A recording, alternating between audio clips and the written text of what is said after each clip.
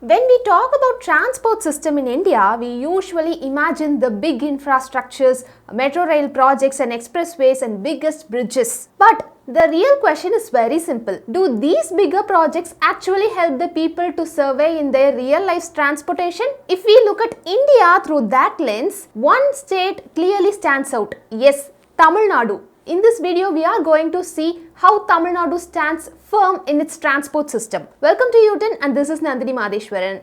So first, you may ask me why am I speaking about Tamil Nadu's transport system today? Because recently in November, at the Urban Mobility India conference conducted by the Union Ministry of Housing and Urban Affairs, Tamil Nadu received the National Award for the city with the best public transport system in India. This award was received for Tamil Nadu not because how big the infrastructure and how big the transport system was and how many stations it had. The award was received because how well built the public transport which actually works for people. MTS today operates more than 660 buses through every routes in Chennai and its suburban areas. They just not go to the where IT parks have and not to some of the tourist places. They go to people where they live really. They go into middle class neighborhoods, working class localities, suburban areas and high density residential areas. For many people, bus transport is not just an option for backup. It is their first priority. Now let's talk about one decision that completely changed the history of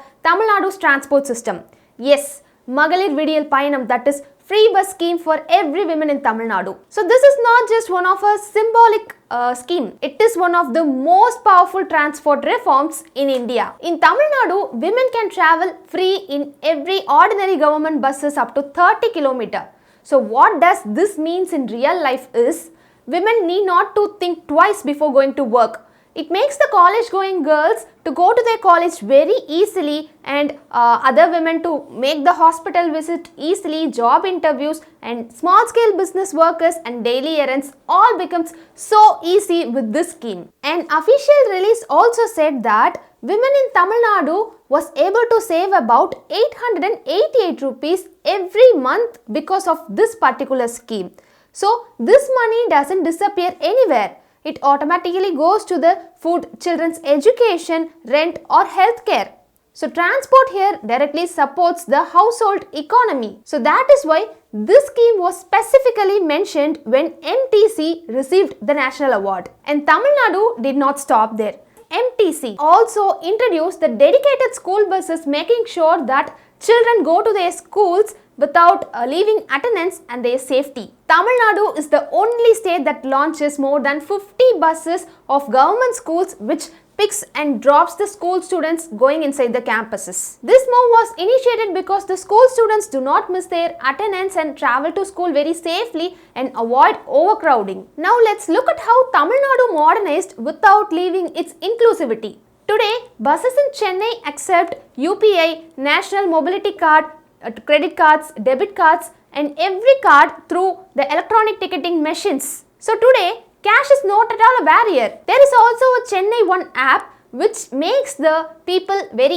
easier to make their journey across different modes of transport. These changes reduce confusion, save time for people and it make the public more friendlier to everyone. At the same time, Tamil Nadu is also deploying electric buses contributing to clean air and greener cities. This is important because Tamil Nadu not just focus only about moving the people and it is also about contributing the greener environment. The government also offers multiple bus facilities like normal pigboard buses, normal buses, Dulux, AC buses, AC sleeper, Volvo buses and low luxury buses and so on. Now let's move on to the next part, that is we are going to compare Tamil Nadu with the other North Indian states. Yes, North India has large metro networks. For example, if we take Delhi, it is massive, but size alone doesn't define success. In many northern cities, people often struggle with last mile connectivity. So, for example, people have to take the autos, taxis or walk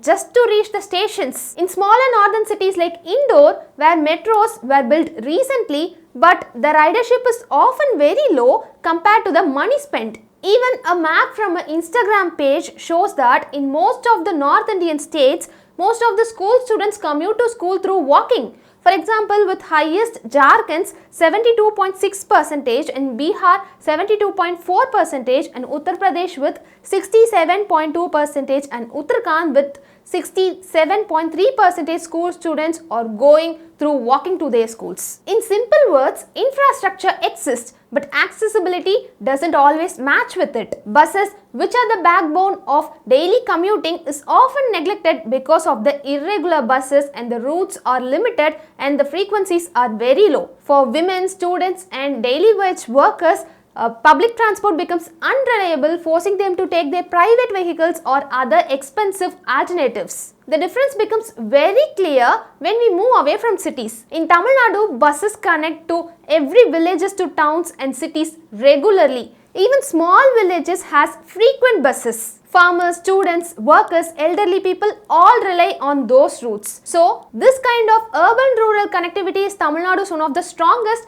but least talked about achievements. In contrast, in many North Indian states, the buses are either infrequent or absent. So, because of this, the school students cannot go to their school on time and the daily wage workers will suffer and people had to walk through long miles just to reach the main road. So, transport inequality becomes social inequality here. Next, we are going to see about the important topic, that is money. Now let's talk about money because the budget shows what the government really cares. In Tamil Nadu, a biggest budget on transport is spent on helping people to travel every day. The government spends thousands of crores so that women can travel for free, students get concessions and the ticket rates are more affordable and new buses are added regularly.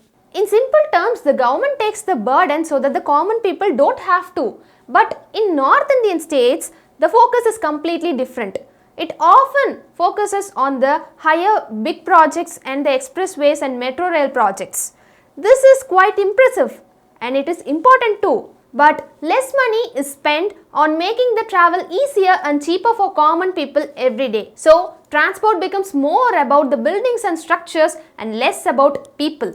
And this reflects clearly in the economy. And this is exactly why Chennai's MTC won the national award. It just proved that the best one need not to be the biggest one. It should serve the maximum people with minimum cost with dignity and consistency. So Tamil Nadu's transport says us one clear and important story. We don't need the longest metro rails to be the best one. We just need the buses to come on time and the routes that reach our homes and system that respects women, workers, students and rural citizens. And that is why Tamil Nadu model always works, and that is why South India always sets a benchmark, and that is why Tamil Nadu's transport is not just a movement, it is a social justice on wheels. Thanks for watching and see you in the next video.